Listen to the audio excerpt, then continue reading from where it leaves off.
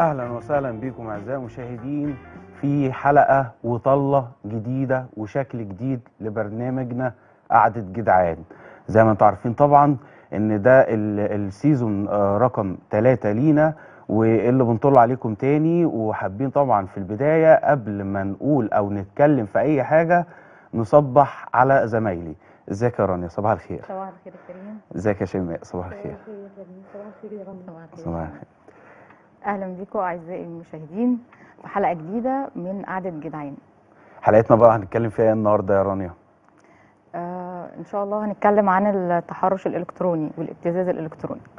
رانيا طبعا وهي بتقول هنتكلم عن التحرش الالكتروني تحسوها ان هي ايه، مخضوضه، هي داخله في الدور بقى، عايشه في الدور. طبعا احنا النهارده مش هنتكلم عن بس التحرش الالكتروني، لا احنا هنتكلم عن البابا بتاعهم اللي هي العلاقات.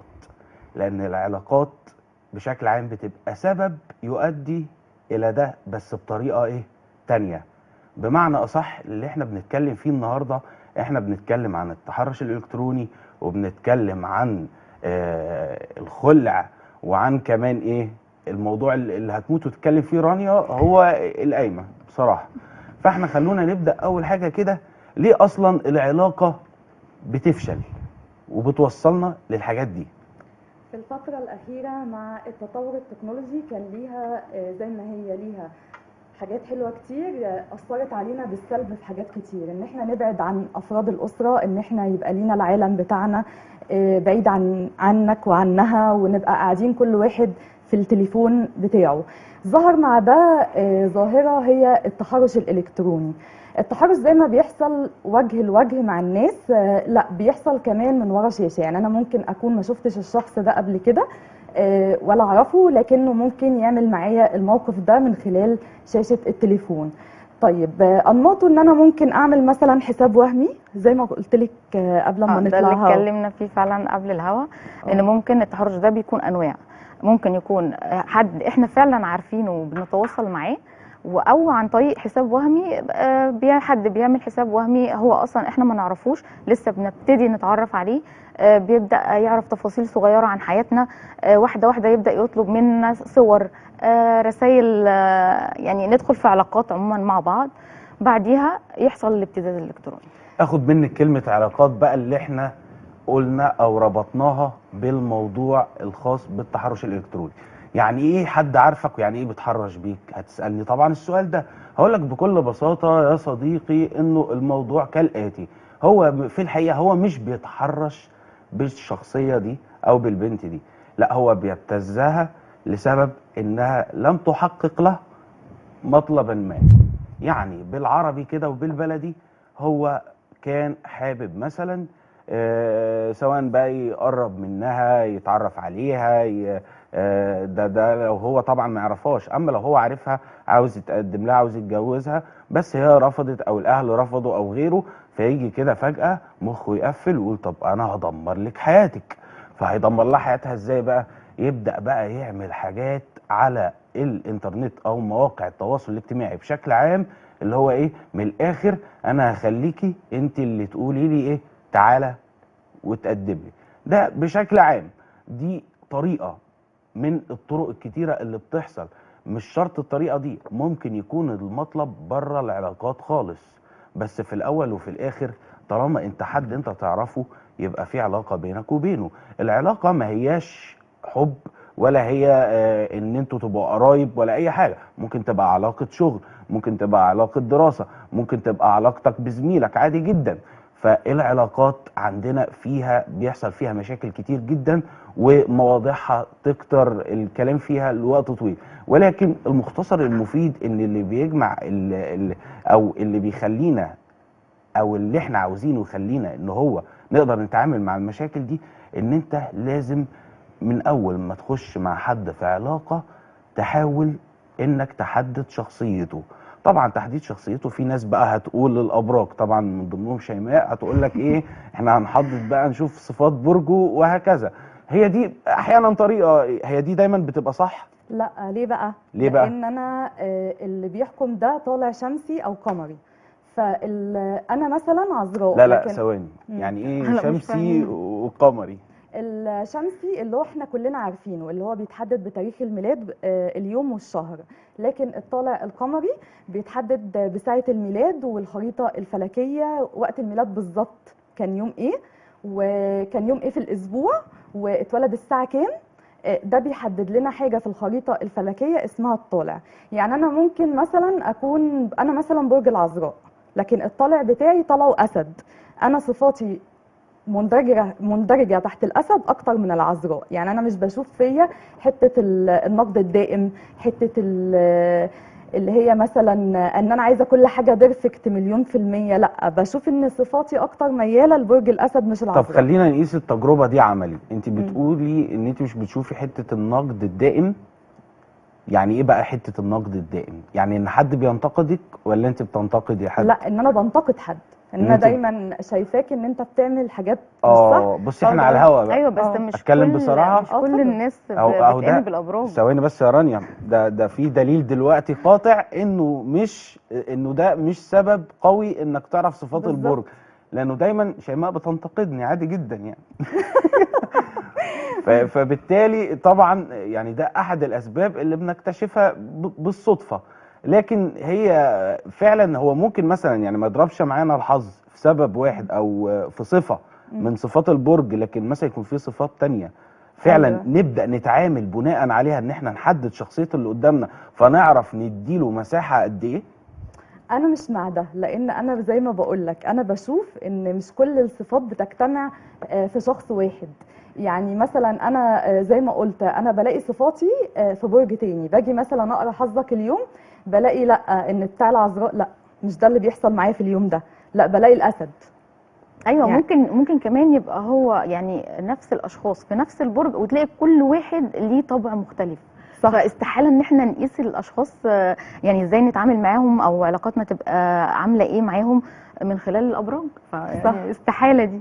طب بس احنا عايزين نقول ايه، ان احنا يعني ناخد بالنا كويس جدا واحنا بنتعامل مع الناس، وبالذات لو حد اصلا احنا ما نعرفوش. بالظبط. يعني لو شخص معروف ليك يبقى سهل هتقدر ترجع عليه بعد كده لو هو حاول يبتزني او حاول ان هو يعني يهددني. واحيانا التهديد برضو خلي بالك يا كريم ما بيبقاش تهديد ان هو عايز حاجات مثلا جنسيه او اي علاقات او اي حاجه. لا، احيانا التهديد بيبقى بسبب ان هو عايز يبتزني ماديا. صح. هو عايز فلوس. اللي بيعملوا الحاجات دي اغلبهم بيكونوا ناس اصلا مش معروفين لينا يعني. فده بيحصل بقى ايه، ان احنا بنقدر نوصل لده لما البنت اللي يعني حصل لها التهديد او الابتزاز الالكتروني ده ان هي تاخد اجراءاتها القانونيه، ما تخافيش. ده اللي احنا عايزين نقوله. هو بيبقى الهدف منه 3 حاجات: الخوف او الاستفزاز للشخصيه للضحيه دي، او تشويه السمعه. وللاسف كتير يعني بيستجيبوا عشان هي خايفه. صح. يبقى احنا لازم من الاول يبقى عندنا ثقافه ان احنا نواجه اللي بيحصل ده. هو ميزه التحرش الرقمي او الالكتروني انه بيسيب بصمه رقميه على التليفون، ان انا معايا دليل اهو على التحرش اقدر ان انا اروح اعمل بلاغ بيه. وزي ما كريم قال هو بس مش ان انا اعمل حساب وهمي وادخل اتكلم، ده ممكن حد يدخل يقول لي صورك نازله على الموقع الفلاني ويبعت لي موقع مثلا عشان ادخل اشوف الصور دي. بيكون هاكر في بيكون الاخر، هاكر. هو بيقدر يهكر الحساب بتاعك. طب انا برضو لازلت همسك في نقطه، معلش يعني خدينا على قد عقل. احنا دلوقتي ليه لما بتيجي تتعرفي على حد جديد او حد بيخش يتعرف عليه يقول لك هو انت برجك ايه او انت برج ايه؟ لا، هو فتح كلام. يبقى ده بيحدد. لا ازاي هو بقى؟ هو جر كلام زي ما يدخل يقول لك انت ليه عينيكي حزين.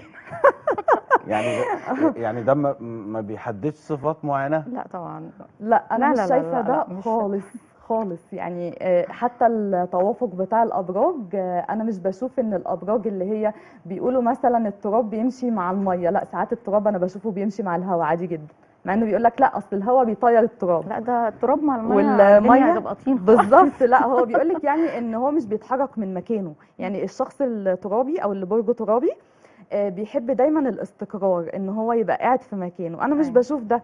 يعني انا البرج بتاعي ترابي، لا وبحب ان انا اتنقل من هنا لهنا لهنا. بحب يعني انا بحس ان انا احيانا ببقى هوائيه واحيانا ببقى ترابيه واحيانا ببقى مائيه، يعني مياله اكتر للعاطفه والحب وكده. فده مش ما بيديش اي مقياس عن اي حاجه. تعالي بقى يا شيماء اقول لك على حاجه مهمه جدا بالنسبه لموضوع التحرش الالكتروني. احنا هنا بنتكلم عن حالة حد تعدى فيها على شخص ما آخر وسهل انه يتعرف قانونيا. تمام. في حالات بقى أصعب من دي، في حاجة اسمها عالم النت المظلم اللي هي بالإنجليزي الدارك ويب بشكل عام. تعرفي ان او تعرفوا ان الموقع دوت مش قادر انه يخفي هويتك بس او يلغي تحديد المصدر والموقع بتاعك، لا ده هو في حاجات غريبة جدا، تقريبا كل الممنوع فيه متاح، مع ان كل الدول بتحاول تقفل المواقع دي بشتى الطرق وبتقفلها بالفعل، الا انها بتفتح باشكال جديده وبطرق مختلفه وسبحان الله بتحقق مكاسب رهيبه. من ضمن الامور المضحكه في الموضوع ان انت تقدر من خلال المواقع ديت انك تطلع جثه ميت وتتصور معاه. يعني ايه الحكمه من دي ما تفهمش، ولكن للاسف دي اكتر حاجه بتطلب من المواقع دي. ده غير طبعا الحاجات الممنوعات التانية.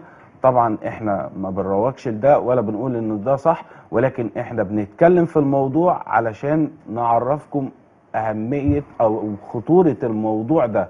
ان النت المظلم دوت بالذات من الاخر يعني ممكن يبيعك اللي قدامك واللي وراك. عارف بقى ده بيجي ازاي او بيخش لك من انهي مدخل؟ اوعى تفرح لما يتبعت لك لينك ويقول لك هتكسب مليون ريال او مليون جنيه او ايفون او الكلام ده، فتروح دايس عليه وتبقى انت كده شكرا بالسلامه. اللينك ده هو اللي بيعمل فيك العجب.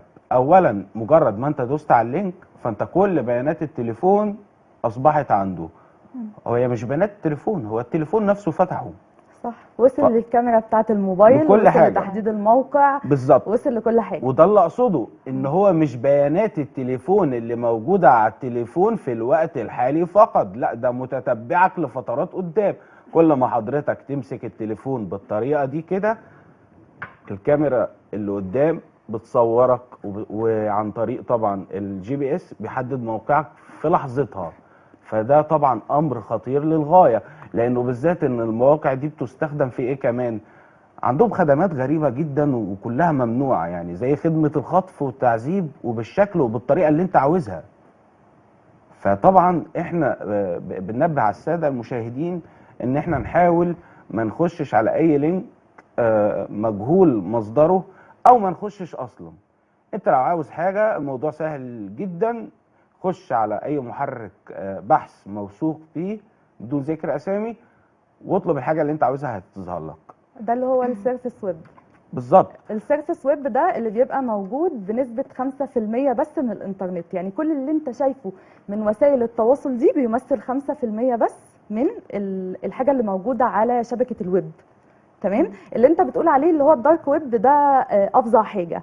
في الحاجة اللي في النص اللي هي الديب ويب. الديب ويب دي بتبقى زي الدارك ويب بس بتبقى يعني مش مشفرة 100%، ليها باسورد وكلمة مرور ومستخدم، وده اللي بيستخدموه في الحسابات المصرفية بتاعة البنك والحاجات اللي هي الخاصة بأجهزة الدولة.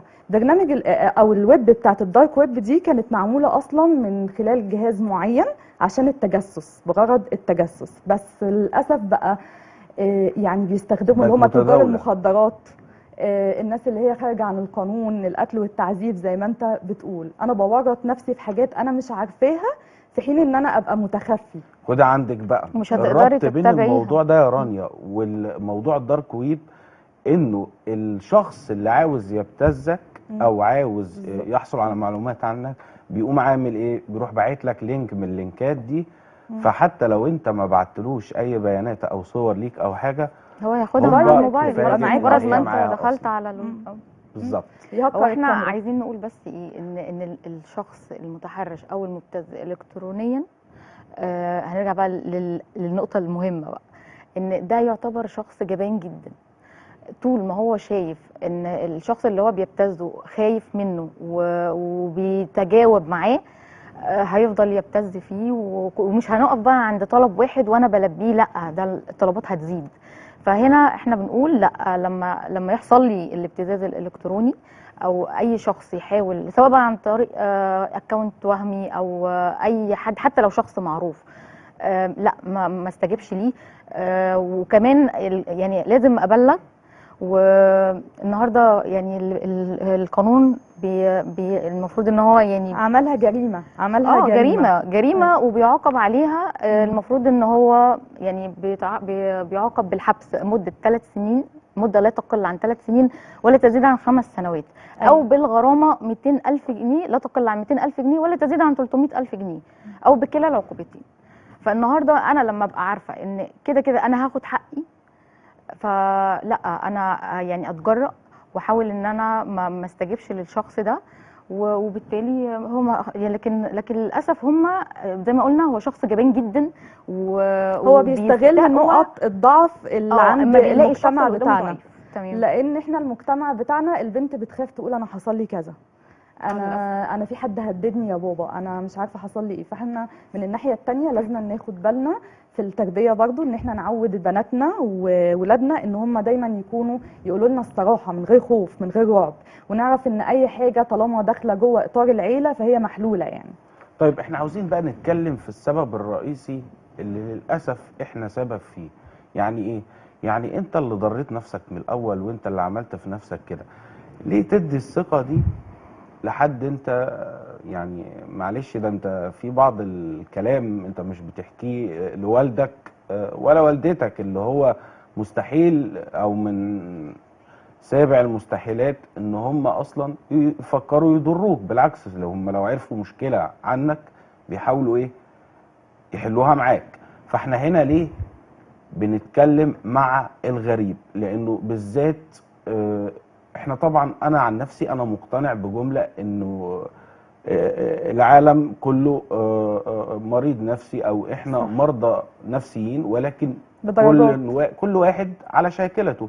صح. كل واحد عنده مشكله معينه بتسبب له ازمه نفسيه. وخلي بالك المرض النفسي دي ولا هي كلمه وحشه ولا هي شتيمه ولا هي مرض يعني، لكن هي حاله. فالحاله دي بتيجي لك في وقت من الاوقات وبتزول مره اخرى، ومش دايما بتحتاج الى طبيب. يعني عادي جدا، زي ما انت دلوقتي زعلان يجي لك خبر يفرحك، اتحول الاكتئاب والحزن لفرح وسعاده. هل انت هنا مثلا خدت دواء، خدت حاجه؟ لا.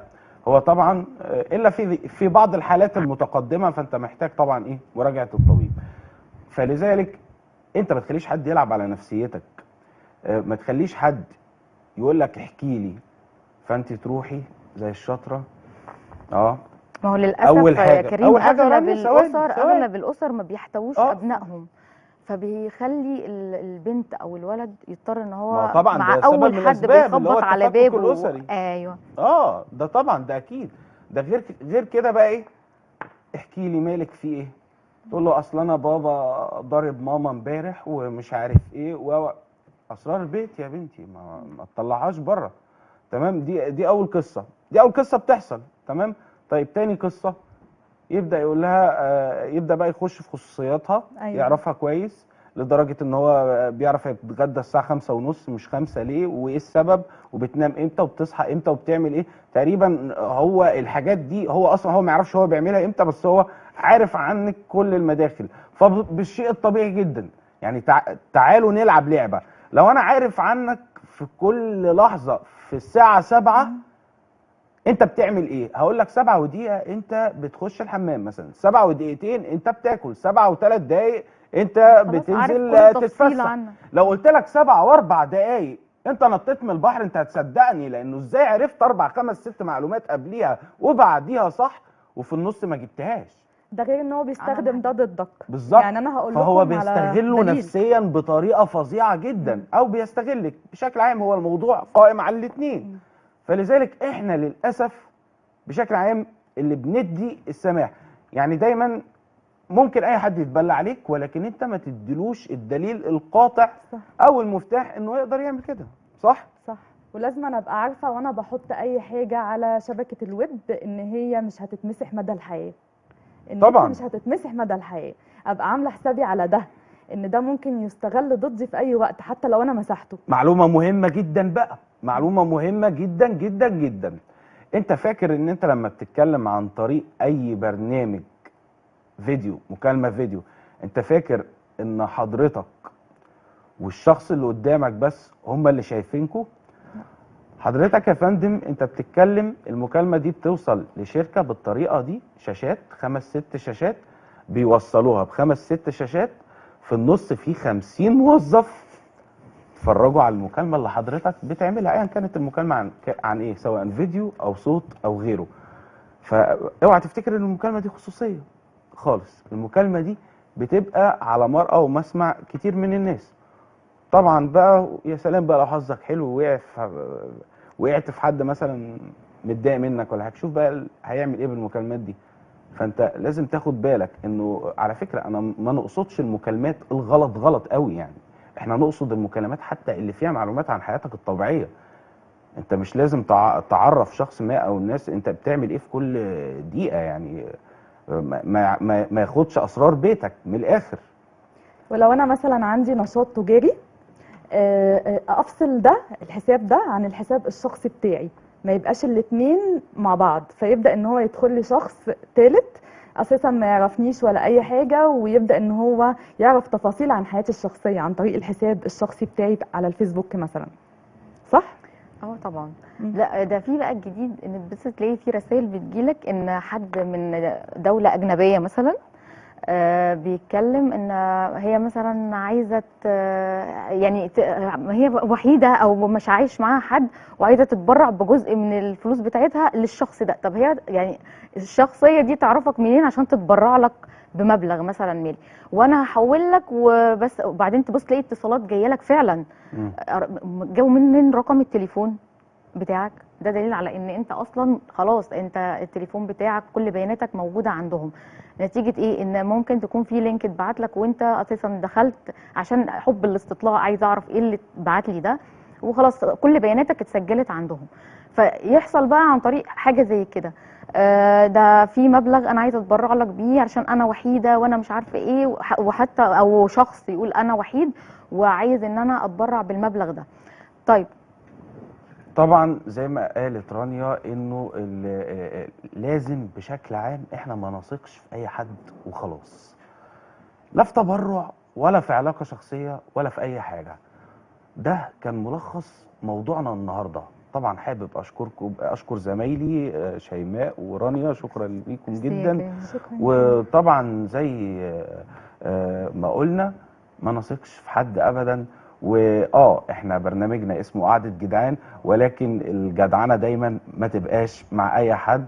وبكده تكون خلصت حلقتنا النهاردة، واستنونا في حلقة جديدة.